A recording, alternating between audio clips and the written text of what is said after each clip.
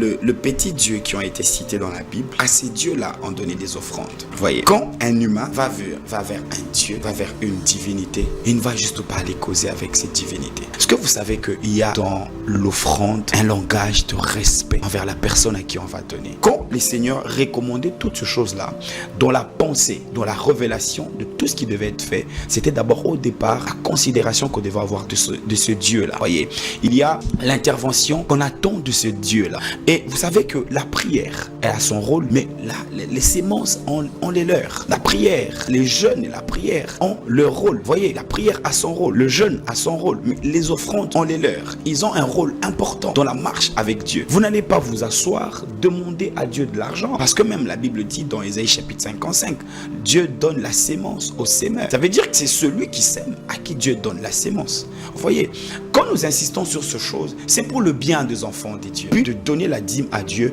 Dieu attend aussi la reconnaissance. L'homme ne peut pas prétendre réussir sa vie seul. Dieu le dit dans Deutéronome chapitre 18, le verset 8 ou 8-18, que les gens qui suivront me pardonnent si je confonds. Dieu dit, quand tu verras s'accroître ton menu, ton gros bétail, tu verras s'accroître ton argent, ton or, quand tu habiteras dans des belles maisons, quand tu mangeras, tu te rassasieras, garde-toi de dire que c'est ma force et mon intelligence qui me l'a donné. Ne dis pas à ton cœur. Reconnais que c'est l'Éternel qui t'a donné le pouvoir d'acquérir de richesses. Quand Dieu te donne la capacité d'acquérir, la seule façon de reconnaître et de lui être reconnaissant, c'est de lui ramener ce qu'il t'a donné. Et Dieu n'a... Est-ce que vous savez que le chrétien prie beaucoup mais n'excelle pas dans la vie? C'est pas parce que la prière n'est pas efficace, parce que la prière elle-même ne suffit pas. C'est pas parce que la sanctification n'est pas efficace, la sanctification elle-même ne suffit pas. Il faut accompagner avec des offrandes, il faut accompagner avec des grands sacrifices. Avez-vous déjà vu un homme qui prie beaucoup, qui n'a pas d'argent, combien c'est minable? La Bible dit dans Proverbe, la sagesse d'un pauvre est méprisable. Vous voyez, pour épanouir financièrement, oui, il est obligatoirement recommandé de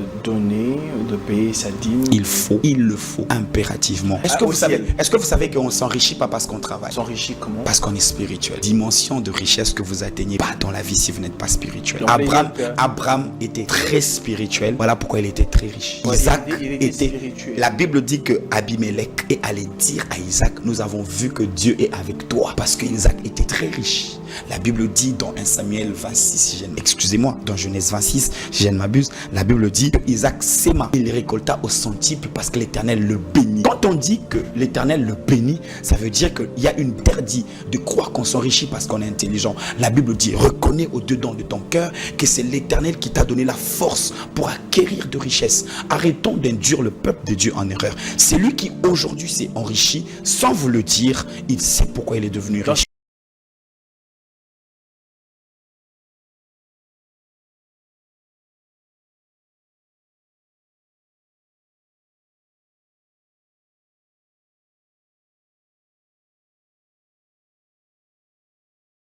Vous êtes sur Congo Buzz, mesdames et messieurs, très chers téléspectateurs à la télé ou encore de la Nouvelle République. Vous savez, en suivant cette émission, en étant sur Congo Buzz Télévision, sachez que vous avez fait le bon choix. C'est nulle part ailleurs que vous aurez des émissions de qualité comme produites à Congo Buzz Télévision. Merci de la confiance, merci de l'attention particulière que vous portez sur nous et merci de votre soutien. Une manière pour vous de nous soutenir sur ce que nous sommes en train de faire, c'est de vous abonner sur notre chaîne et d'activer la cloche de notification. Ça nous fait énormément du bien. Aujourd'hui, je reçois pour vous l'homme des dieux. Et beaucoup l'ont réclamé et il fallait qu'il revienne. Et il est un habitué de cette émission. Il est avec nous, nous parlons des sujets intéressants. Nous parlons de la prophétie, nous parlons de la dîme et de l'offrande. Qu'en est-il au sein des Saintes Écritures? Que dit la parole de Dieu? Que dit les Saintes Écritures? Nous en parlons en long en large avec l'homme de Dieu, lui c'est le prophète Cédric Boukasaki avec nous, à qui je dis bonjour et bienvenue au prophète. Bonjour. Bonjour. Tout va bien? Ça va, par la grâce de Dieu et vous-même? Oui, tout va bien. Tout va bien. Toujours dans le marathon avec le service divin. Oui, nous sommes en plein séminaire à l'église. Nous avons un programme de 4 jours qui a pour thème, le grand thème, c'est le mur d'Ézéchias. Le Les murs d'Ézéchias. Et le sous-thème, c'est pleurer pour vous et pour vos enfants. pleurer pour vous et pour vos enfants. Le séminaire a commencé déjà depuis mardi, depuis hier mardi. Ok. Qui va jusqu'à vendredi. Ça va aller jusqu'à vendredi. La clôture, c'est le dimanche. Très bien. Alors, le mur d'Ézéchiel. D'Ézéchias. D'Ézéchias. Prophète Cédric, avant d'ouvrir notre émission, je l'avais demandé à un homme de Dieu qui est artiste, homme de Dieu, pasteur d'une église.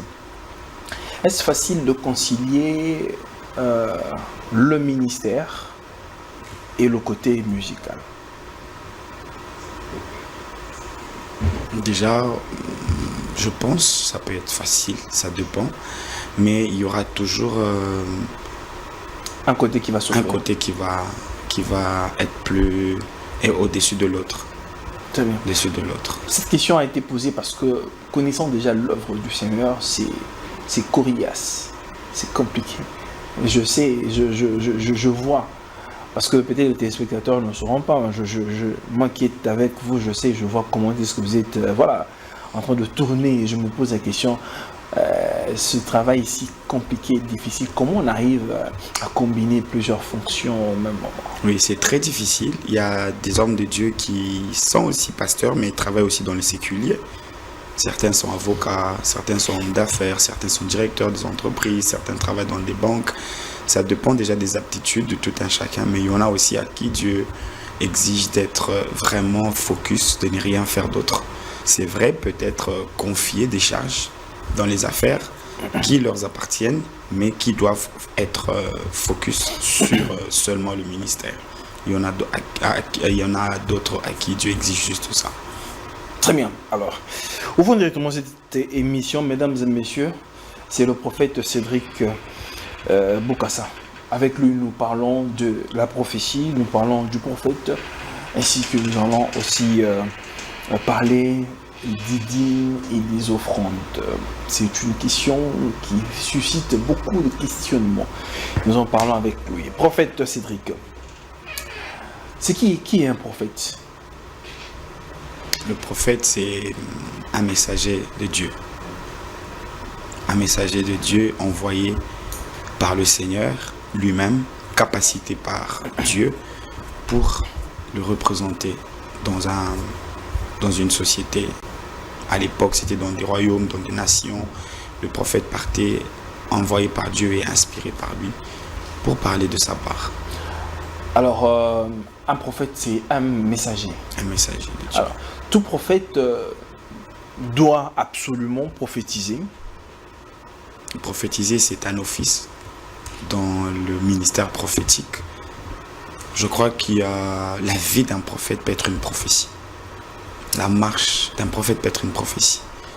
Et voilà, la prophétie peut être aussi des paroles qui peuvent annoncer, même des écrits. Alors, c'est quoi une prophétie? Prophétie, c'est une parole inspirée par Dieu, envoyée par lui pour orienter, avertir et diriger son peuple.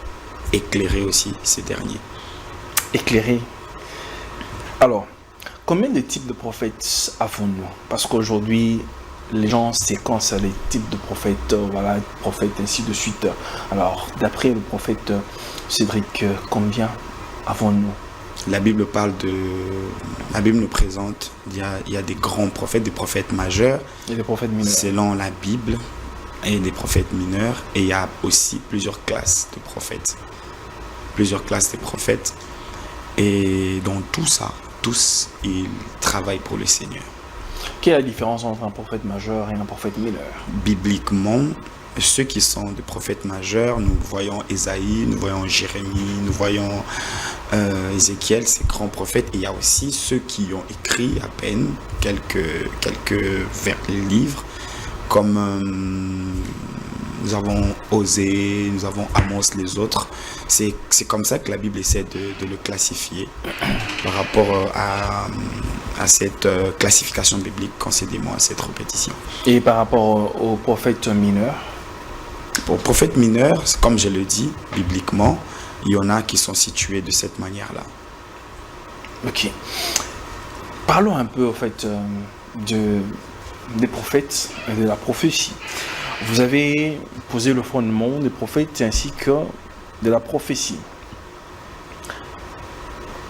Quel est le but, ou encore l'objectif de la prophétie aujourd'hui dans l'Église? Le but de la prophétie, c'est d'empêcher le tâtonnement, d'empêcher l'hésitation ou le manque d'information. Dieu a toujours voulu que ses enfants soient à la une des informations, de la fréquence du ciel. Dieu a toujours voulu que ses enfants soient au courant, parce que la Bible dit dans les livres d'Osée que mon peuple périt parce qu'il lui manque la connaissance. Et Dieu peut, par le canal, le truchement de la prophétie, nous inspirer, nous informer, nous avertir, nous orienter par rapport à la marche. Je crois que l'homme ne peut pas se suffire sans une information venant du monde, des esprits, venant des dieux. Les chrétiens sont orientés par les prophètes et même les païens, ils sont aussi orientés par des diseurs, des bonnes aventures, des médiums, toutes ces choses-là. L'homme a toujours voulu être informé. Et depuis la création, depuis l'existence de l'homme, l'homme souffre toujours de l'envie d'être informé sur le futur. Et c'est pourquoi Dieu a voulu, par sa grâce, de faire la grâce, je le répète comme ça, d'orienter et de parler, tout souvent d'orienter son peuple. Depuis un certain temps, parce que ça n'existait pas à Kinshasa, moi je veux dire, ce mouvement des prophètes, mais nous constatons qu'il y a maintenant un engouement de prophètes qui naissent comme des champignons dans la ville-province de Kinshasa ou encore dans le pays. Certaines personnes disent qu'autrefois, ceux qui étaient des Nganga, ils se sont transformés en prophètes. Prophète, Cédric, est-ce la prophétie sauve une personne, ou bien le croyant? Parce qu'on parle dans le terme d'église ici. La prophétie sauver, c'est... On peut utiliser le mot sauver dans le sens de épargner quelqu'un d'un danger. Mais le sauver dans le sens strict du salut, la prophétie ne sauve pas. C'est Christ qui donne le salut. C'est Christ qui donne le salut. Alors pourquoi aujourd'hui dans les églises, la prophétie est devenue comme au premier plan? On présente plus la prophétie, mais Christ n'est pas trop présenté pour la vie de ces derniers. Les gens préfèrent plus qu'on leur dise des choses, mais ne supportent pas écouter la parole de Dieu. Les gens souffrent. Il y a la faim. Il y a la faim au-dedans de l'homme. C'est une faim qui ne peut pas être comblée. L'esprit de l'homme aime écouter. L'esprit. Cette faim-là trouve ce fondement dans la parole de Dieu. C'est une faim de pouvoir écouter la parole de Dieu ou bien de choses qui plaisent. Voilà, tu as semblé dire ce que je voulais dire. J'étais en train de dire que l'esprit de l'homme souffre de l'envie de toujours écouter Dieu. Et malheureusement, comme la plupart des personnes aujourd'hui, ils ont du mal à lire la parole de Dieu, qui ne savent plus lire pour être instruits par le Seigneur. C'est comme ça qu'ils préfèrent écouter les prophètes. C'est comme ça qu'ils sont là, courir derrière les prophètes, appeler le prophète. Qu'est-ce que Dieu a dit? Qu'est-ce que Dieu a dit? Une personne qui te demande qu'est-ce que Dieu a dit alors qu'elle n'a pas ouvert les Saintes Écritures, alors qu'elle n'a pas consulté Dieu dans la parole. Et c'est cette faim-là, cette souffrance-là, qui aujourd'hui pousse les gens à aller partout pour écouter le prophète. C'est un peu ça. C'est cette fin-là qui pousse les gens à écouter le prophète. C'est peut-être aussi parce que vous, en tant qu'enseignant, en tant que pasteur, vous n'enseignez pas correctement les brebis et qu'elles sont poussées à aller écouter des choses. La prophétie, elle est importante, très importante, mais je crois que la parole de Dieu, c'est la lumière qui doit nous éclairer. Et moi, je recommande aux enfants de Dieu de consulter le Seigneur d'abord par sa parole, dans sa parole. Lire, avoir une vie de lecture de la parole de Dieu, savoir lire. Et quand quelqu'un est instruit, la Bible dit dans le psaume 119, Le verset 105, ta parole est une lampe à mes pieds et une lumière sur mon sentier. Je crois que l'homme n'accepte pas, l'homme n'aime pas rester dans le noir, dans le ténèbre. Et la parole, c'est une lumière qui éclaire. Et celui qui se sent comme ça, comme dans le ténèbre, et qui ne sait pas lire la parole, il va souffrir. C'est comme ça qu'ils veulent avoir des raccourcis, écouter les prophéties, écouter les prophètes, sans pour autant savoir que la parole de Dieu, c'est aussi une prophétie, d'ailleurs très authentique, qui peut orienter et donner des clés du succès de la vie. La fonction, si je peux le dire comme ça, la fonction de prophète en RDC n'est-elle pas un peu, voilà, j'étais en pâture d'une certaine façon où c'est devenu quelque chose à jouer avec. Prenons par exemple la manière dont les prophètes ou bien la prophétie est utilisée dans les églises aujourd'hui. Quand Dieu parle, le prophète Cédric, vous allez être d'accord avec moi, Dieu parle avec précision. Nous sommes en train de vivre des spectacles dans les églises. Quelqu'un vous parle qui demande d'abord votre nom avant de pouvoir vous parler. Alors je vois, ton nom c'est d'abord qui? Mais il ne connaît pas le nom, il veut te parler. Est-ce la prophétie ou bien c'est un prophète ou un diseur de bonne aventure? Déjà, quand on donne le nom de quelqu'un, ce n'est pas une prophétie. Ah, c'est pas une prophétie? Oui. C'est une parole de connaissance. C'est une parole de connaissance. Il y a la différence entre la prophétie et la parole de connaissance. La différence se situe à quel niveau? Ok. La parole de connaissance, elle vient pour confirmer la prophétie. La prophétie, elle peut être très vague. La prophétie, elle peut être le contraire de tout ce que tu vis et tu traverses. La prophétie, elle peut contredire, j'étais en train de le dire tout à l'heure, elle peut contredire ta vie actuelle. On peut t'annoncer des choses grandissimes dans le futur. Et quand pour ton futur, et quand on le dit, hésitant certainement, Dieu voyant qu'en toi il y a une hésitation, il peut maintenant donner une parole de connaissance.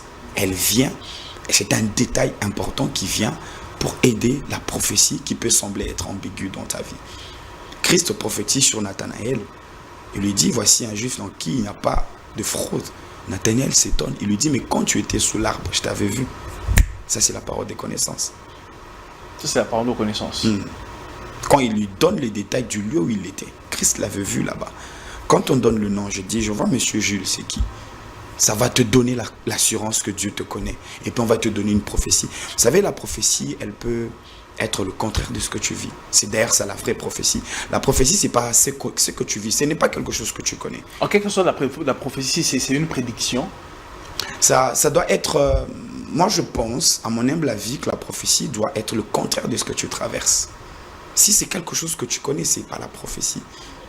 Je l'ai déjà dit, je vais quand même le répéter. Imaginez qu'on dit à un berger que tu sois roi d'Israël. Vous voyez? Ça, c'est diamétralement opposé à sa vie. Vous savez combien de choses il faut pour devenir roi? Pendant que David n'est même pas prince. Parce que pour être roi, il faut être prince. Il faut descendre d'un roi. Vous voyez? Mais David, un simple monsieur, une personne lambda, un prophète arrive et le roi lui dit, tu es roi, prophète. La prophétie, elle peut d'abord être contraire à ce que tu vis. Imagine, monsieur Jules, on te dit ce soir, voilà, c'est pas une prophétie, je donne un exemple. Ça peut l'être aussi. Je voudrais bien que ça soit quelque chose qui peut t'arriver, c'est un souhait. Mais je donne un exemple. On te dit que je te vois demain devenir Premier ministre.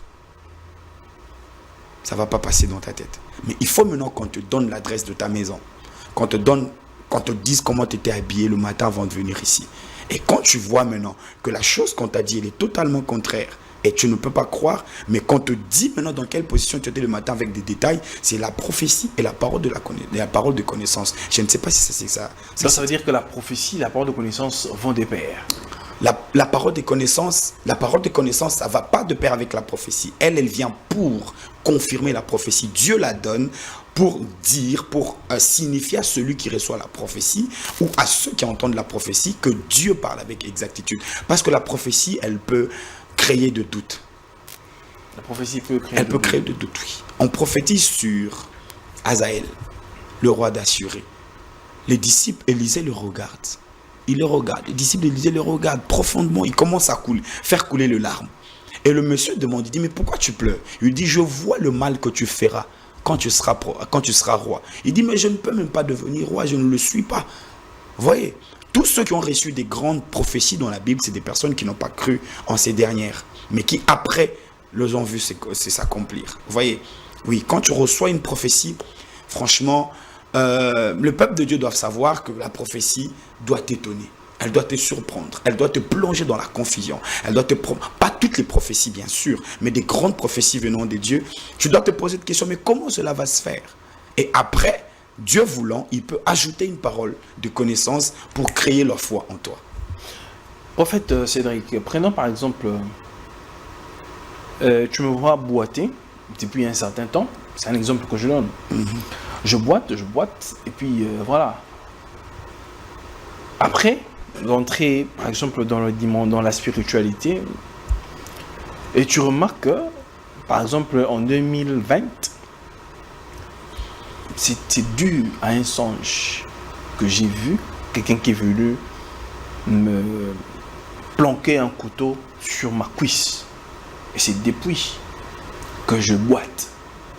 Il y a eu rien comme ça qui est arrivé et que je boite. Là, c'est une parole de connaissance ou bien c'est une prophétie? C'est une prophétie. C'est une prophétie. Alors, quelle est la voie de sortie quand telle chose se révèle? Quand il y a une prophétie, certaines elles s'accomplissent sans l'implication de l'homme.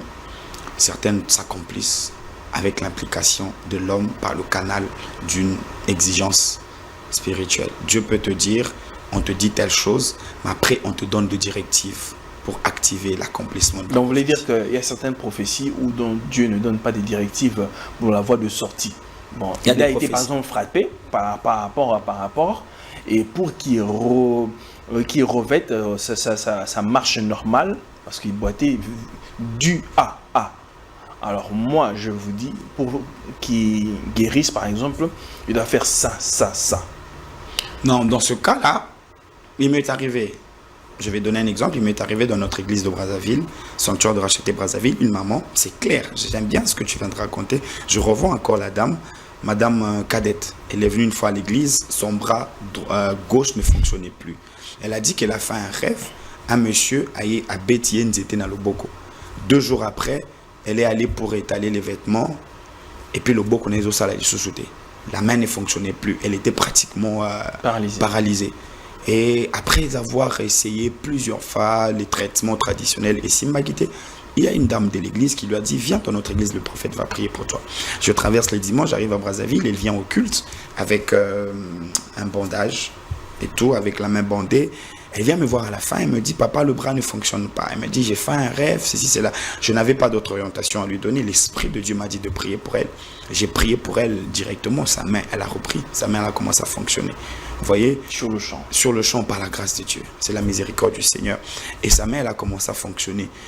Il y a des prophéties comme ça, Dieu peut les accomplir pour la gloire de son nom. Mais certaines, quand ce sont des choses concernant ta propre vie, Dieu peut exiger une marche après cela pour accomplir certaines prophéties. Dieu peut ou bien Dieu donne des orientations, parce que quand il montre, ça veut dire qu'il doit donner aussi une marche à suivre pour sortir de là. Oui, certainement. Donc quand vous dites que c'est comme si c'est ton tour plutôt... non, je n'ai pas dit ça. Je voulais dire... Dieu peut. Je change, désolé. Je dis Dieu va te donner une marche à suivre. À Marie, on a dit que tu tomberas enceinte. Vous voyez? Et puis l'ange l'a dit, l'homme de l'Éternel te couvrira. Après, aussitôt, on va voir Joseph pour lui dire, ne touche pas la femme. Vous voyez, il y a toujours des interdits. Quand il y a une prophétie, il y a toujours des interdits et des directives que Dieu donne. Il y a toujours des directives que Dieu donne. Oui. Alors, pourquoi est-ce qu'on n'assiste pas trop à ce genre de prophéties dans nos églises? Les prophètes, ou bien encore les voyants, se versent plus dans le spectacle. Voilà, je suis en train de voir X dans tel hôtel, par exemple. Il est avec telle femme. Ces choses-là, c'est pour édifier le peuple des dieux. Ça apporte quoi dans la dimension du salut? Et c'est pourquoi, en fait... J'ai disais tantôt que la parole de connaissance, elle vient pour confirmer au peuple que Dieu le connaît, que c'est Dieu qui parle, et activer aussi la foi envers la prophétie et le prophète. Prophète de Cédric, une question directe. Parce que vous êtes dans une église. À ce moment-là, vous êtes en train de voir. Vous voyez un de vos administrateurs ou quelqu'un de confiant qui est à vos côtés, qui travaille dans l'œuvre avec vous, en qui vous avez pleinement confiance,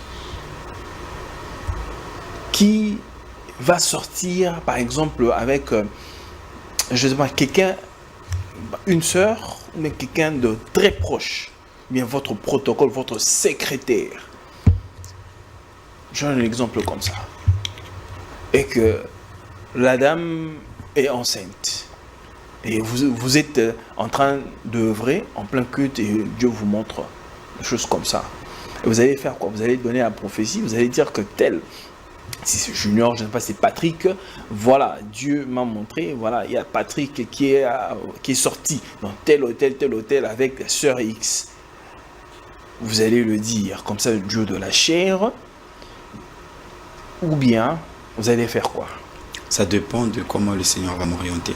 Dieu peut me dire de le dire, tout comme me dire de ne pas dire. La Bible dit que l'esprit des prophètes est soumis aux prophètes. Ça. Donc ça veut dire que le prophète a aussi les capacités de pouvoir gérer ça autrement. Oui. Et pourquoi est-ce que nous assistons aujourd'hui dans des scandales dans l'Église? Ou des choses qui devraient normalement être traitées au bureau. Certes, l'erreur est commise, mais ce sont des enfants des dieux qui peuvent être ramenés. Quand on les expose comme ça, est-ce que ça ne les met pas, ce n'est pas aussi une façon de les jeter en pâture et de les exposer?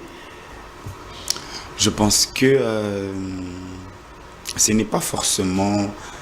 Ça peut ne pas être fait par haine. Ça peut être aussi salutaire. Ça peut être un avertissement pour quelqu'un. Admettons, allons dans le sens où la personne récidive. Vous voyez? La personne s'agglutine à cette vie, elle récidive, elle va des faiblesses, d'échec en échec, répète ou s'agrippe à cette vie-là. Et que le Seigneur voit qu'il y a un danger qui est en train de venir. Vous savez que Dieu nous aime beaucoup. Dieu peut te frapper en privé, tout comme il peut te frapper en public. Il peut te frapper en public, tout comme il peut te frapper en privé. Je pense que ça dépend des dieux. Il y a peut-être des moments où Dieu veut t'avertir en secret, mais il y a aussi des moments où Dieu veut t'avertir en public. Dieu nous aime tant. Et vous savez, je préfère encore être humilié par Dieu en public pour être sauvé qu'être caché comme ça et me perdre. Moi, je ne vois pas les mal qu'il y a. Si c'est pour mon bien, ça peut arriver. Dieu m'aime. Même le pasteur, il t'aime. Le prophète, il t'aime. Il peut ne pas le dire. Mais s'il est poussé par Dieu et qu'il y a une forte impulsion divine, il va faire comment? Parce que vous savez, il y a un moment où vous êtes en train de prophétiser, vous perdez les contrôles. Vous vous retrouvez après, vous dites, mais comment ça se passait? C'est pas que vous êtes en transe, mais vous avez l'impression qu'il y a une main puissante, il y a une énergie puissante qui vous conduit. Vous êtes là en train de dire certaines choses, vous êtes perdu. D'ailleurs, ce sont les collaborateurs qui peuvent même vous amener un bout de papier pour vous dire que vous avez débordé. Vous voyez, ce qui se passe en ce moment-là, je ne veux pas être très superstitieux, mais je pense qu'il y a quand même des prophètes qui perdent le contrôle aussi, sous l'impulsion des dieux. Vous voyez, donc dans tout le cas, personnellement, je préfère qu'on le dise en secret. Mais il y a des cas où Dieu veut t'avertir en public pour ton bien. Il peut t'humilier comme ça, il sort une parole en public. Peut-être que c'est pour ton bien. Et cette humiliation peut faire à ce que tu te dises, ok, voilà, j'ai été exposé, je vais arrêter. Mais personnellement, je veux bien que ça se fasse en secret. Personnellement, vous aimeriez à ce que ça se passe en secret. Oui. C'est tout un sujet. Il y a à boire et à manger dans ce sujet. Nous y reviendrons avec force. Je veux pas... Le prophète aujourd'hui a une attitude beaucoup plus, voilà. Il est en séminaire, bientôt là il va monter sur la chaire. Pas forcément. Entraîner ce mot. Le prophète aujourd'hui est très doux. Je l'apprécie tellement. Ça n'arrive pas tous les jours. On comprend. Très bien, alors nous abordons le deuxième sujet. Prophète Cédric, la grande question, parce qu'il m'a été posé plusieurs questions et des gens ont demandé, il faudrait que le prophète Cédric revienne pour traiter, aborder le sujet de la dîme et des offrandes. Ça fait tellement jaser et voilà.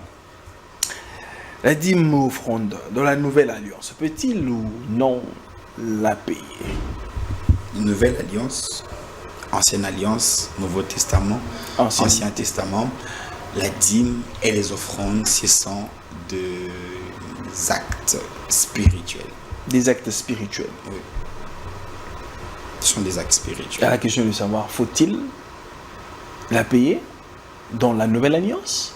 La nouvelle alliance n'enlève pas du côté spirituel. Ça n'enlève pas le fait que nous ne sommes plus des hommes spirituels. C'est des hommes, c'est des actes spirituels, c'est des choses spirituelles qui doivent nous accompagner dans notre spiritualité. Nous devons encore continuer à payer. On doit continuer à payer la dîme. Prenons par exemple l'exemple d'Abraham.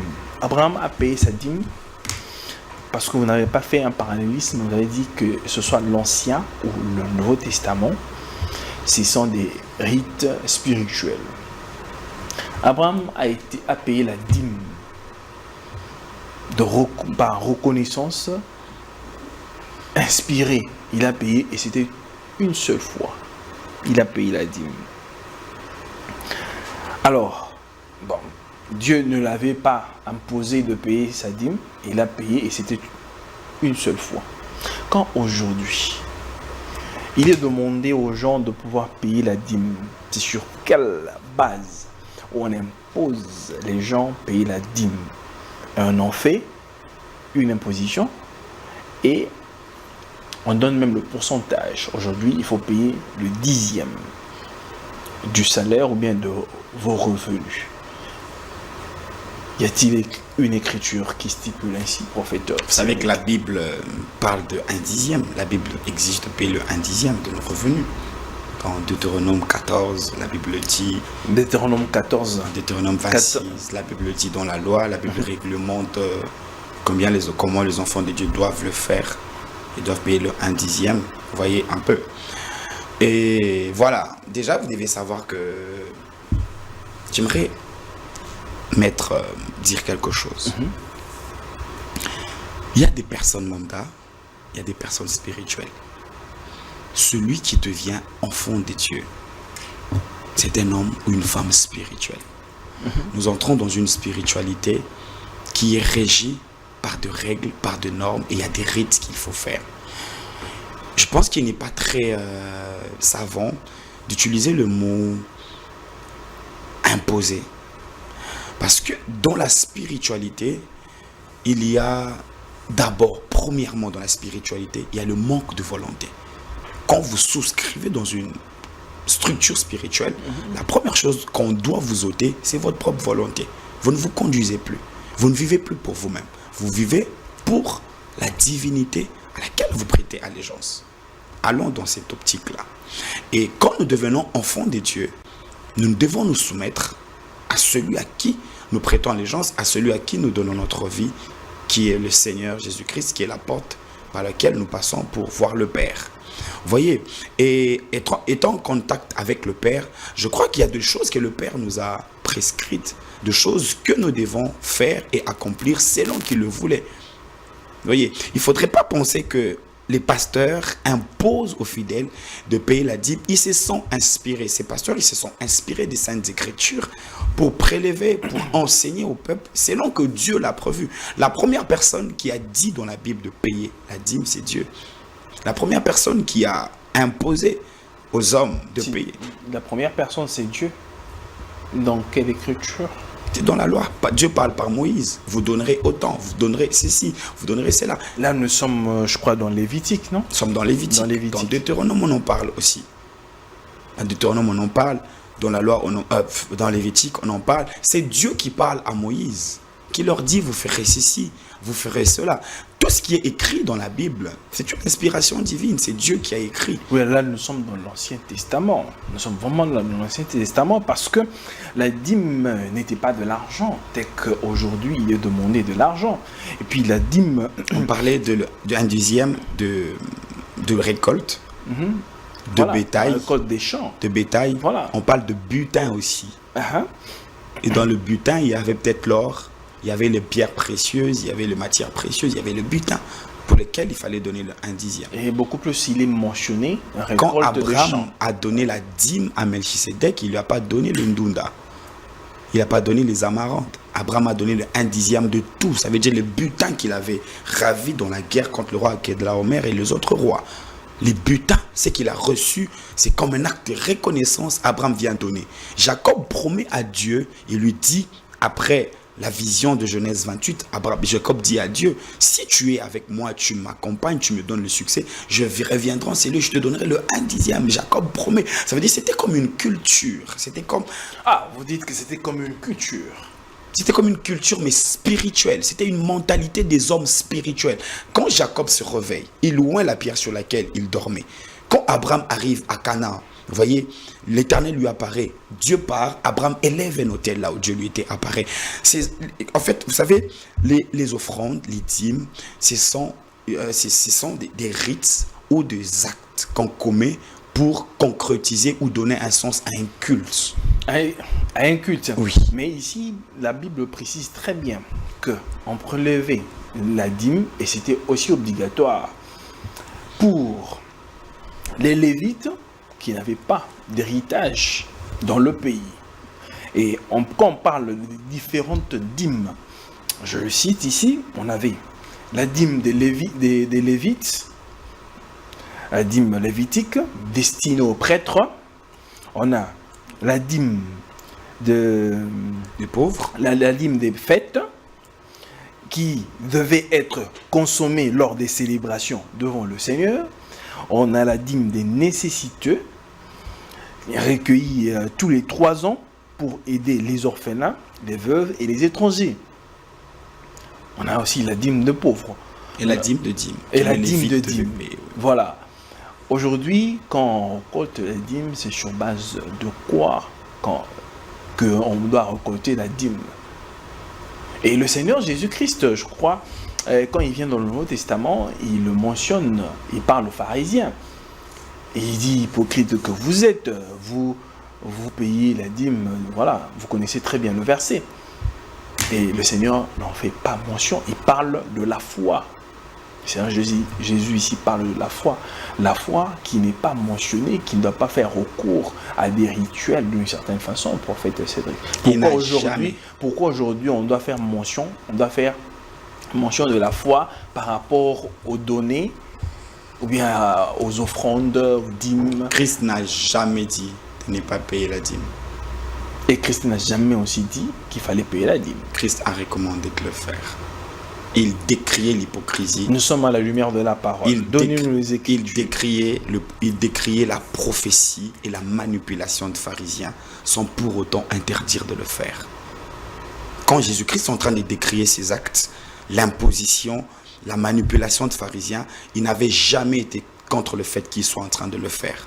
D'ailleurs, même quand on l'a piégé avec cette affaire de la monnaie, les taxes et tout ce qui allait avec, il leur a dit de payer à César ce qui était à César et à Dieu ce qui était à Dieu. Si vous savez, frère Jules, je pense qu'on est à la lumière de la parole.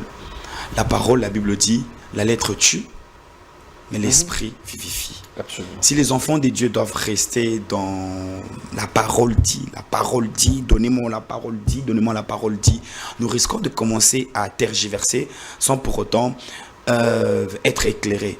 Dieu ne nous a pas donné sa parole pour qu'elle soit sujet de débats et de spéculations. La Bible d'ailleurs interdit de commenter ou d'interpréter la loi, vous savez. La parole, Dieu nous la donne pour nous éclairer. J'aime bien à la lumière de la parole. Le but de la parole, c'est de faire jaillir une lumière. Parce que nous vivons dans le ténèbre de ce monde, le chaos qu'il y a dans ce monde. Et la parole, elle est venue comme une lumière pour nous éclairer. Ce que la parole recommande forcément. Vous devez savoir, je vais dire ceci. Cela n'a pas été prévu pour dépouiller ou pour... voilà. Ah, vous parlez du dépouillement, oui. Prophète. C'est comme si aujourd'hui dans les églises, vous parlez du dépouillement, c'est parce que vous reconnaissez que les pasteurs, que vous êtes, j'étais en train de dire les enfants de Dieu. J'étais en train de dire que toutes les réglementations publiques concernant la loi de la séma et de la moisson, tout ce qui va avec, les offrandes, les aumônes, les dîmes, ça n'a pas été fait pour appauvrir ou dépouiller le peuple de Dieu. Ça a été fait pour leur donner une efficacité dans la spiritualité, pour qu'ils soient efficaces dans la spiritualité. Est-il mentionné ainsi dans les Saintes Écritures? Si nous devons toujours Après quelque chose, cherchez un verset. Cherchez un verset. Vous verrez que même si nous trouvons ce verset-là, on risque de commencer à discuter sur la virgule qu'il y avait dans le verset. Tout doit avoir un soubassement biblique. Tout doit avoir un soubassement biblique. Mais j'aimerais vous faire comprendre ceci. Pourquoi il payait toutes ces choses-là? Il le faisait parce qu'à ses actes était attachée une bénédiction. Il le faisait parce qu'à ces actes-là était attachée une bénédiction. Comme dans Malachie, il y a plein de bénédictions. Il y a la protection de récoltes, de semences. Il y a la pluie en abondance qui venait des écluses de cieux que Dieu ouvrait. Il y a la bénédiction double que le Seigneur donnait. Il y a même cette renommée qui était attachée à la bénédiction. Malachie en parle, vous voyez. Et tout ce qui était fait dans les Saintes Écritures était fait pour garantir la sécurité, la bénédiction et la protection des hommes qui le faisaient. Là, c'est la manipulation des mots que le prophète Cédric est en train d'utiliser. Moi, pour moi, je trouve une manipulation. C'est comme ça que vous manipulez les gens dans les églises pour leur demander de payer les offrandes. Parce que quand on lit ici dans Lévitique, on lit la parole de Dieu, on ne voit nulle part où il est dit il faut payer ça parce que il y a quelque chose qui est caché derrière le donné, la sémence qui est enfouie d'une certaine façon. Parce que quand on parle ici, les dîmes, il fallait payer pour les Lévites, c'est pour les aider pour ça, les pauvres, les nécessiteux, ainsi de suite. C'était pour? Non, il fallait aider ces personnes-là, les démunis d'une certaine façon, les pauvres, et voilà. Et la dîme pour les fêtes. Allons dans l'ancienne alliance, Dieu n'a pas donné des parts aux Lévites. Dieu dit, je serai la part de Lévi. Et voilà, vous donnerez ceci aux Lévites parce qu'ils n'ont pas de part. Il faut leur donner parce qu'ils n'ont pas de part. On ne va pas dire qu'on va donner aux pasteurs parce qu'ils ne travaillent pas, parce que voilà, on va dire que les pasteurs peuvent faire leurs affaires, les pasteurs peuvent être dans ceci, ils peuvent être dans cela. Moi, par contre, je suis dans la révélation de tous ces actes que nous devons commettre, que nous devons faire. Oui, la révélation doit avoir un fondement. Être son soubassement dans les Saintes Écritures. Merci. Ok. J'aimerais quand même que tu me permettes de te demander d'enlever ce mot manipulation parce que ça n'a rien à voir avec la manipulation. Rien à voir avec la manipulation. J'aime l'attitude du prophète Cédric aujourd'hui. Il est plus spirituel que jamais. Non, un homme spirituel, mais il est plus spirituel aujourd'hui. Il y a 2 jours avec et 2 jours sans. Je sais que tu me connais dans toutes mes facettes. Mais aujourd'hui, je sais pas. J'aime cette attitude. Je sais pas pourquoi je suis comme ça. Peut-être parce qu'on est en train de parler de dîmes. Peut-être parce qu'on est en train de parler de choses concernant la bénédiction financière. Très bien. Vous voyez, j'ai envie de m'exprimer par rapport à une étude que j'ai faite. Très bien. Toutes les divinités, le petit Dieu qui ont été cités dans la Bible, à ces dieux-là ont donné des offrandes. Vous voyez, quand un humain va vers un Dieu, va vers une divinité, il ne va juste pas aller causer avec cette divinité. Est-ce que vous savez qu'il y a dans l'offrande un langage de respect envers la personne à qui on va donner? J'aimerais déjà vous le dire comme ça. Quand vous allez voir une autorité dans ce pays et que vous voulez avoir peut-être son estime et sa considération, c'est toujours préférable d'amener quelque chose devant cette autorité, à cette autorité. Même s'il a 2 millions, c'est toujours préférable de lui en amener, d'amener quelque chose pour que cette personne que tu puisses trouver grâce aux yeux de ces dernières. Vous voyez, quand les seigneurs recommandaient toutes ces choses-là, dans la pensée, dans la révélation de tout ce qui devait être fait, c'était d'abord au départ la considération qu'on devait avoir de ce Dieu-là. Vous voyez, il y a l'intervention qu'on attend de ce Dieu-là. Et vous savez que la prière, elle a son rôle, mais les sémences ont les leurs. La prière, les jeûnes et la prière ont leur rôle. Vous voyez, la prière a son rôle, le jeûne a son rôle, mais les offrandes ont les leurs. Ils ont un rôle important dans la marche avec Dieu. Vous n'allez pas vous asseoir, demander à Dieu de l'argent, parce que même la Bible dit dans Ésaïe chapitre 55, Dieu donne la sémence au sémeur. Ça veut dire que c'est celui qui sème à qui Dieu donne la sémence. Vous voyez, quand nous insistons sur ces choses, c'est pour le bien des enfants de Dieu. C'est pour leur propre bénédiction que nous leur enseignons. Rien à voir avec... C'est pour leur propre bénédiction. Oui, mais rien à voir avec la manipulation. Oui, merci. parce que vous n'aimez pas trop la manipulation, on va Merci. mettre ce mot manipulation. Mais observez au moins une chose, si ce n'est pas de la manipulation, prophète Cédric, aujourd'hui les pasteurs là, dans les églises qui sont devenus tellement grands. Ça vous dérange? Non, ça ne me dérange pas. Ok. Mais C'est un travail? c'est seulement, C'est un travail, c'est servir seulement à cause de cet argent qui est perçu dans les églises qui sont devenus ce qu'ils sont devenus, Je pense mais après, qui sont très arrogants. Regarde les pasteurs aujourd'hui à Kinshasa, ils sont très arrogants. aucun pasteur n'est arrogant. Aucun pasteur. Aucun C'est pasteur parce que n'est vous prenez la part des hommes. Je vous de dis Dieu. la vérité, aucun pasteur n'est arrogant. Aucun pasteur n'est arrogant. Autrefois, quand Je on n'en commence, vois pas. autrefois, quand on est à une certaine dimension, parce qu'il y a toujours des dimensions. On est dans ses débuts, on est accessible à tout le monde. Je vais vous montrer l'arrogance et la manipulation. On est accessible à tout le monde. Quand on est en train de monter, on arrive à un certain niveau et on n'est plus accessible parce que Tu veux que je te réponde? on est devenu tellement grand. Non. On ne peut pas recevoir tout le monde. Non. Et tout le monde ne peut pas entrer dans le bureau. Ça Non. devient un bureau tellement... On dit, la Bible dit ceci. Christ dit ceci à Pierre. Quand tu es enfant, tu vas aller où tu veux. Mais quand tu vas grandir, tu tendras la main, quelqu'un d'autre mettra la ceinture en terrain et te dira où tu dois aller. Ça veut dire... Quand tu es encore très loin dans la communion avec Dieu, où tu n'es pas encore très très proche de Dieu, tu as le temps pour toi. Quand tu deviens très proche de Dieu, tu n'as plus le temps. Est-ce que vous savez que servir Dieu, c'est très compliqué? Dieu peut vous dire, vous devez prier 8 heures par jour. Dieu peut vous dire, vous devez prier 5 heures par jour. On a 365 jours. Dieu peut vous dire, vous jeûnez pendant 100 jours. Vous reposez 60 jours. Vous jeûnez après 40 jours. Pendant les 165 jours. Je pense que prochainement on parlera du jeûne. Cette affaire-là... Voyez un peu. Vrai problème. C'est pour vous dire, voilà. Pendant que je suis en train de discuter avec vous, là, je suis en pleine émission, il y a des appels, je dois couper. Vous voyez, je ne peux pas réagir. La personne la personne que je viens de raccrocher en ce moment va certainement dire que le prophète est arrogant. Il m'a raccroché. Parce qu'il sait que je suis là, j'ai le temps. C'est vrai, c'est pas faux. Je dois avoir le temps pour eux. Mais je dois travailler. Je ne peux pas, je ne dirai pas combien d'heures je passe dans la prière pour prêcher. Vous voyez, je ne dis pas combien d'heures je dois avoir pour mes proches, ma famille. Je ne dis pas combien d'heures je dois avoir pour ma femme, mon épouse. On a 24 heures.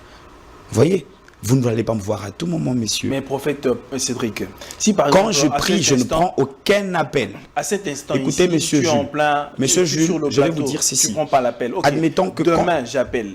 Demain, j'appelle. Après une semaine, j'appelle toujours, mais le prophète ne prend jamais les appels. Je peux Admettons changer- que je vous peux soyez en changer train de m'appeler pendant 60 jours, que je sois dans une retraite de 70 jours. Je ne vais pas vous prendre au téléphone. Peu importe votre À urgence. ce moment-là, il faut fermer alors le téléphone. Je ne le ferme pas, c'est mon téléphone. Je ne vous prends pas au téléphone, je suis dans une retraite. Il n'y a pas d'arrogance dedans, frère. Il n'y a pas d'arrogance. Les pasteurs, je ne vais pas me prendre la tête. Ce n'est pas les hommes les plus occupés au monde, mais ils n'ont pas le temps, ces hommes-là. Ils n'ont pas le temps. Est-ce que vous savez qu'il y a beaucoup de pasteurs, quand ils reçoivent les gens, ils dorment? Vous êtes en train de parler, il est là. Il vous écoute, il est en train de somnoler, le pauvre. Peut-être parce qu'il a prié de minuit à 4 heures. Il y a des hommes de Dieu, depuis que je le connais, ça fait 20 ans. Tout le jour, il dort à l'église, il prie de minuit à 4 heures. Il y a des hommes de Dieu qui sont toujours dans des jeûnes, qui sont toujours partis. Les gens, ils pensent que je dors chez moi. Je viens le matin, je prêche, je rentre chez moi, je dors, je passe du temps. Je viens dans un séminaire, je prie pour un estropié qui ne marche pas. Je lui tends la main, il marche. Ils pensent que, voilà, c'est ordinaire. Non. C'est par moments, je ne vais pas dire que c'est suicidaire, mais c'est compliqué la vie de certains hommes de Dieu. Voilà. Je peux être... Je vais vous dire quelque chose. Vous savez que quand nous avons commencé cette année, l'église était en jeûne de 2 mois. Pendant le 2 mois de jeûne de prière, le 2 mois de l'église sanctuaire de Racheté, moi j'étais aussi en jeûne personnellement. Je venais prêcher, je prêchais tout le jour. C'était, pas tout le jour, c'était mercredi, jeudi, vendredi et samedi. C'est mon jour. Je ne dirais pas ce que je fais samedi. Vous voyez, et si la personne me cherchait pendant ce 2 mois que je n'étais pas disponible, la personne allait dire quoi? Que le pasteur, il est orgueilleux, le pasteur, il est arrogant. Je pense que les enfants de Dieu qui vont nous suivre, ils doivent comprendre. Autant il est difficile de voir un ministre dans le domaine voilà, politique ou la gestion de l'État, je crois que vous devez aussi admettre le fait que ça ne soit pas facile que vous voyez un pasteur. Pourquoi ça ne doit pas être facile de voir le pasteur? Il ne faudrait pas qu'on pense que c'est banal de voir un pasteur. Est-il difficile d'avoir un médecin? Il quand on est malade? Il faut le rendez-vous. J'ai déjà été malade dans la vie, il faut un rendez-vous pour voir le médecin. Oui. Quand vous avez un rendez-vous, il vous reçoit. Oui. Mais dans le cas ici... Vous savez qu'il y a des généralistes, il y a des médecins spécialistes qui vont en Europe, qui voyagent. Il va soigner à Liège, il va soigner en Suisse, il va rentrer soigner à la clinique, il va dans sa clinique privée. Même quand le pasteur est présent ici, c'est toujours difficile. Vous prenez un rendez-vous. Ne pensez pas qu'on refuse de recevoir le gens. Prenons par exemple un cas. On sait que par exemple le pasteur reçoit, aujourd'hui c'est mercredi, le pasteur doit recevoir, il y a une liste déjà bien établie, par exemple le pasteur recevra 20 personnes le jour. Le pasteur sort là à 18h, alors que le pasteur était censé venir au bureau même à 10h. Le pasteur sort à 18h pour recevoir combien de personnes? Pensez-vous qu'il a fait exprès de venir à 18h? Il a fait exprès, hein? J'ai dit, pensez-vous qu'il a fait exprès de venir à 18h? Non, c'est pas correct. Parce que ces âmes-là ont besoin de ce don. Ce n'est pas tout le jour qu'ils viennent en retard. Il peut être en train de sortir, il a un empêchement. Et si sa femme faisait une crise? Et si lui-même avait une crise? On appelle les administrateurs pour demander aux gens. La question est de savoir, prophète Cédric, la foi peut-elle être réduite à des rites ou encore à des obligations spirituelles? La seule chose qu'il faut pour la foi, c'est croire en C'est Dieu. croire. Oui. Mais alors pourquoi aujourd'hui on doit réduire la foi aux données? Ou aujourd'hui vous ne voulez pas que moi j'utilise le mot, je ne veux pas l'utiliser. Parce qu'on dit aujourd'hui pour être sauvé. Non, pas pour être sauvé. Non. Il y a ces églises, c'est comme ça. Il y a ces églises. Aucune église. Il y a ces églises là. Du tout. Il faut donner. Du tout. Ce qui aux an au Kangolama. Du tout. Non. Pour être. C'est-à-dire pour être sauvé, ça veut dire quoi? C'est-à-dire quand quelqu'un, par exemple, a un problème. N'utilisez pas le mot sauver. Oui. Si, je vous en supplie. Permettez-moi que j'utilise le vous en mot prie. sauver. Non. Par exemple, quelqu'un a un problème de santé, un problème, je ne sais pas moi, et comme on parle aujourd'hui des liens familiaux, ainsi de suite, comme je ne crois pas à ça. Alors, il faut donner, il faut donner, il faut s'aimer. Il faut s'aimer. Alors, cette sémence-là, c'est ce qui sauve la personne, lui sort de cette situation bizarre dans laquelle il se trouve, ou bien c'est au moyen de la foi qu'on retrouve la délivrance, encore la guérison. Quand il faut à tout moment donner, c'est pas bien. Il y a des moments où Dieu peut dire de donner. Il y a des moments où Dieu peut dire faites une offrande.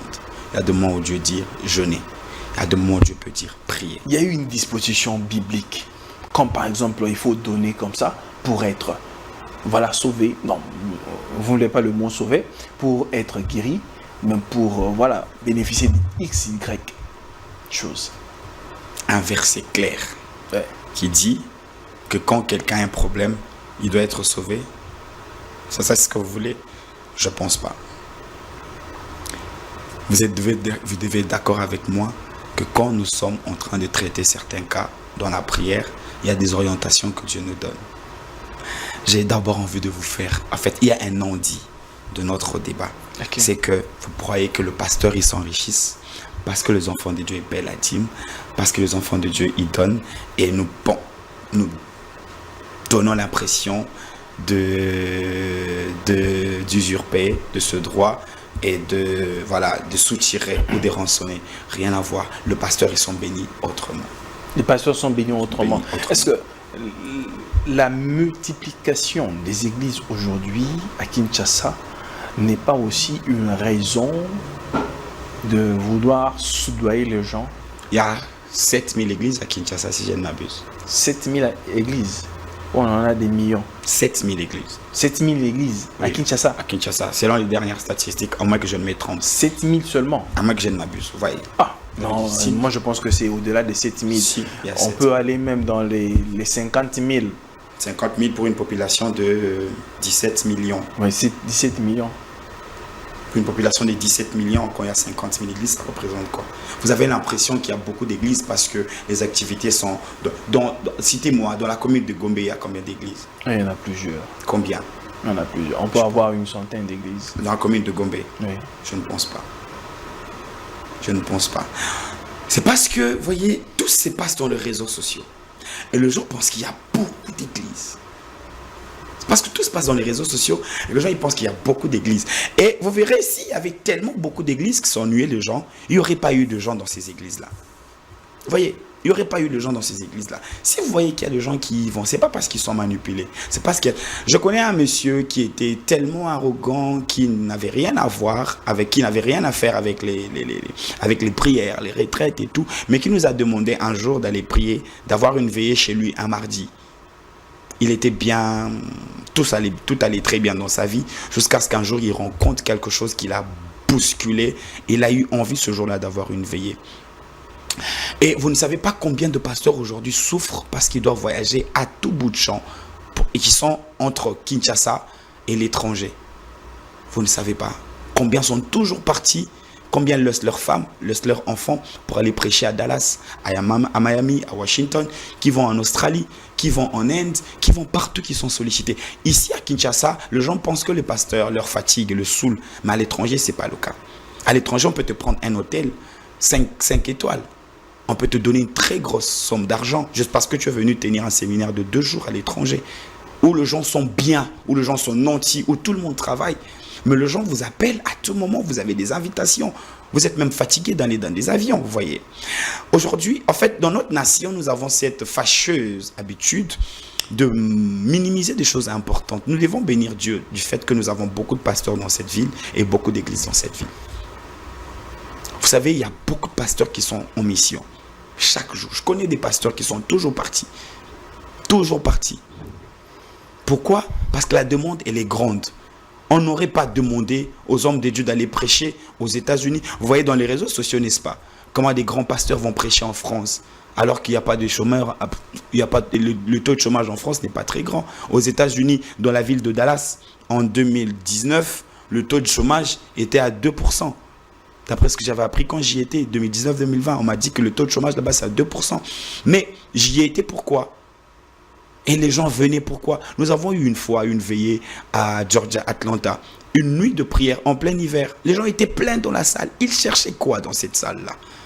Nous devons savoir que c'est important d'avoir des hommes dans le coin des avenues, dans le coin des rues, dans nos avenues ou dans nos quartiers qui, c'est vrai, que je décris par moments la nuisance sonore, mais qui sont là à nous encadrer dans la prière. C'est très important. C'est très important tout ce que vous voyez là.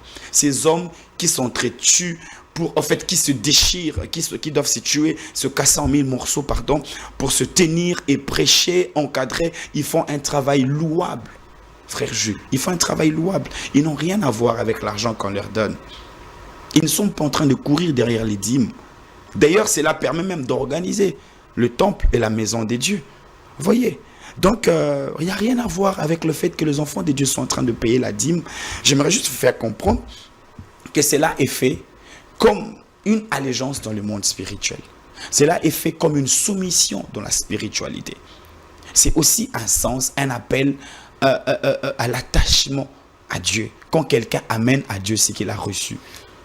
David dit dans le psaume, « Tout vient de toi.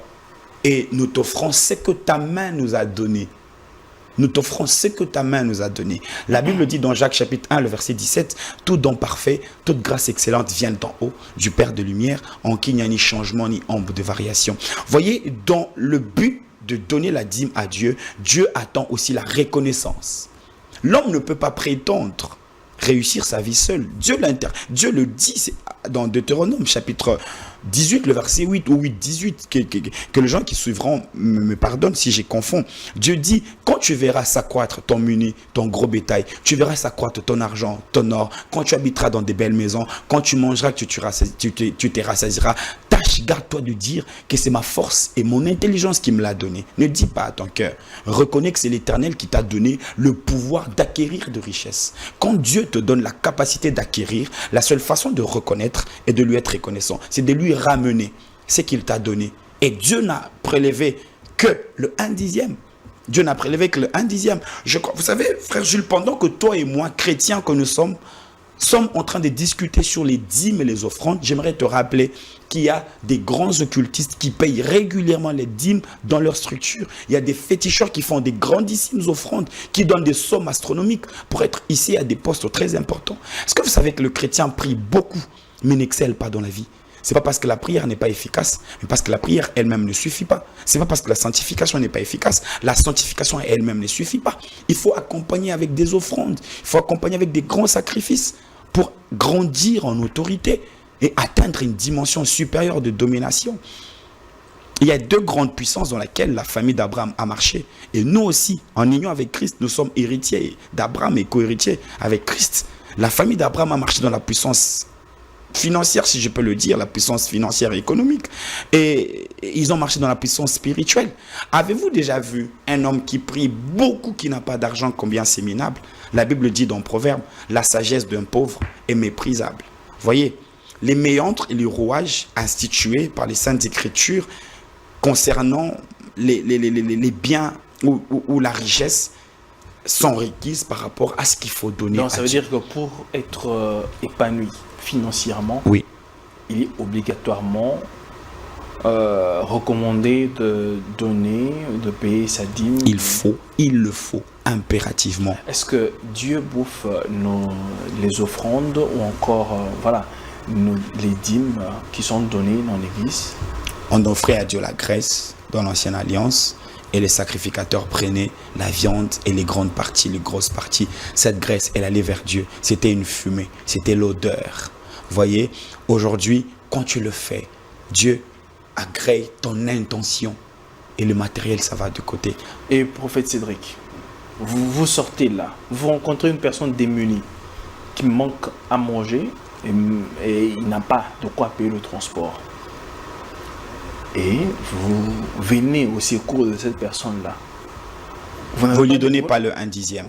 Vous n'avez pas de rétribution dans la dimension spirituelle. Vous ne lui donnez pas le 1/10. Ce que vous donnez aux pauvres, ça s'appelle l'aumône.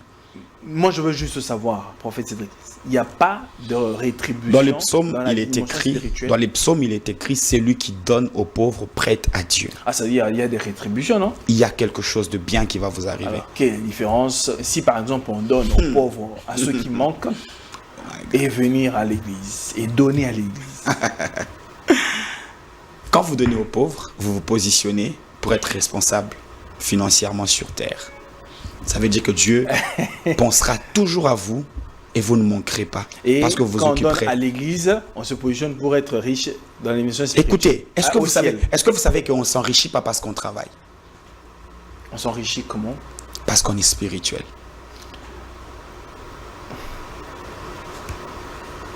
Vous allez me donner l'exemple de Donald Trump, non, pas Donald Trump, de Elon Musk, qui est milliardaire, il s'est enrichi parce qu'il donne. Elon Musk, il a commencé par vendre quoi pour devenir riche? Il a travaillé où pour devenir? Il y a des dimensions de richesse que vous atteignez pas dans la vie si vous n'êtes pas spirituel. Donc, Abraham était très spirituel. Voilà pourquoi il était très riche. Ouais, Isaac il était spirituel. La Bible dit que Abimelech est allé dire à Isaac, nous avons vu que Dieu est avec toi. Parce que Isaac était très riche. La Bible dit dans 1 Samuel 26, si je ne m'abuse, excusez-moi, dans Genèse 26, si je ne m'abuse, la Bible dit que Isaac sema, il récolta au centuple parce que l'Éternel le bénit. Quand on dit que l'Éternel le bénit, ça veut dire qu'il y a une bénédiction, il y a une énergie spirituelle sur ta vie. La bénédiction, c'est en hébreu, c'est bara. Ça veut dire une parole. Et la parole de Dieu, ce n'est pas de simple vocifération, ce n'est pas de simples mots, c'est une énergie qui vient, qui rentre dans ta vie et qui commence à fructifier ce que tu fais. Deutéronome dit, garde-toi de dire à ton cœur, tu viens de faire l'erreur, frère Jules. Elon Musk ne s'est pas enrichi parce qu'il est intelligent. La Bible interdit de croire qu'on s'enrichit parce qu'on est intelligent. La Bible dit, reconnais au-dedans de ton cœur que c'est l'Éternel qui t'a donné la force pour acquérir de richesses. Arrêtons d'induire le peuple de Dieu en erreur. C'est lui qui aujourd'hui s'est enrichi sans vous le dire. Il sait pourquoi il est devenu riche. C'est-à-dire, dans votre manière de parler, dans votre manière de dire, c'est lui-là qui est à la maison, qui ne faut absolument rien, peut seulement aller à l'église, donner. La Bible dit, on donne à celui qui a et celui qui n'a pas, on prend même le petit de ce qu'il a. Est-ce que vous savez que dans la Bible, il n'y a pas des sentiments et des émotions? Quand vous voyez un démuni qui est au coin d'une avenue ou dans un rond-point, que le policier vient, il écrase sa petite table et jette à terre ce qu'il est en train de vendre, c'est recommandé dans la Bible. La Bible le dit. La Bible dit, à celui qui a, on donne. À celui qui n'a pas, on ravit même le peu qu'il a. C'est biblique. Est-ce que ça fait mal au cœur? Mais c'est biblique. C'est Dieu qui l'a dit. Donc, ça veut dire que celui-là qui essaie de se débrouiller sur un coin d'avenue... Restez, débrouillez-vous. En fait, j'aurais bien voulu avoir des sentiments, mais on est dans la parole de Dieu. Avez-vous déjà vu un aveugle dehors là qui pleure? Aveugle, aveugle, aveugle. On lui donne quoi? Vous voyez, on lui donne quoi? Avez-vous déjà donné $400 à un... Je sais, vous êtes un homme bon. Vous avez trop la libéralité. Mais c'est difficile de prendre $500 de donner à un aveugle. Vous voyez? C'est très difficile. Ça veut dire qu'au départ, dans le monde spirituel, la pitié, c'est un sentiment. Et les esprits n'ont pas de sentiment. Les esprits n'ont pas d'émotion. Les esprits, ils respectent, ils n'obéissent qu'aux principes. L'enrichissement est déclenché par des principes établis dans la Bible. Dans la parole de Dieu, il y a des principes par rapport à la richesse. Il y a des principes par rapport à telle ou telle autre chose. Dieu recommande même dans la vie. Dieu régule la vie dans la société. Dieu régule et donne les clés de la richesse et de l'impact financier. C'est dans la Bible. La Bible dit, reconnais dans ton cœur que c'est l'Éternel ton Dieu qui t'a donné la force pour acquérir de richesses. Frère Jules, tu vois là où tu es arrivé là, c'est pas ton intelligence. Il y a des gens plus intelligents que toi. Mais tu as reçu une énergie venant des dieux. Elle t'a qualifié et tu dois lui être reconnaissant. Où je suis arrivé aujourd'hui, c'est pas mon intelligence. Où je suis arrivé aujourd'hui, c'est pas mon intelligence. Si quelqu'un est dans un bureau, qu'il est directeur, qu'il est en train de me suivre, qu'il ne fasse pas cette grossière erreur, cette erreur de croire qu'il est arrivé là où il est arrivé parce qu'il est intelligent. Non. Personne n'est hissé à un poste sur ces terres. Personne ne devient grand parce qu'il a été tenace, parce qu'il était laborieux. Non. S'il le devenait facilement, il y a quelqu'un qui l'a fait pour lui, qui a déclenché cette porte pour lui. Il y a quelqu'un qui a payé le prix pour quelqu'un d'autre pour qu'il devienne ce qu'il peut être dans la vie. Prophète Cédric, c'est ici que nous mettons terme à cette émission. Je vous en prie. Pour moi, c'était les mots réconfortants de clôture pour celui qui a suivi cette émission. Merci beaucoup. Vous voulez dire? Non, je vous disais merci. J'allais dire juste merci pour le moment, merci pour le... C'est moi qui vous remercie et j'ai beaucoup aimé votre attitude aujourd'hui. Tu peux revenir trop ça m'a fait tellement du bien. Non, ça m'a tellement fait du bien. Merci d'être toujours là, bien qu'avec tant d'occupations, de voyager par-ci par-là, mais vous êtes toujours là présent à chaque fois qu'il faut répondre à notre invitation. Que le Seigneur vous bénisse richement. Amen. Amen. Merci beaucoup. Mesdames et messieurs, c'est ici que nous mettons terme à cette émission. Les questions ont été posées et vous avez la réponse. Vous avez été éclairés avec les Écritures. Merci à la grande équipe de Congo BC et Vision. Moi, je vous dis au revoir. Que la paix soit avec vous et que Dieu vous bénisse. Au revoir.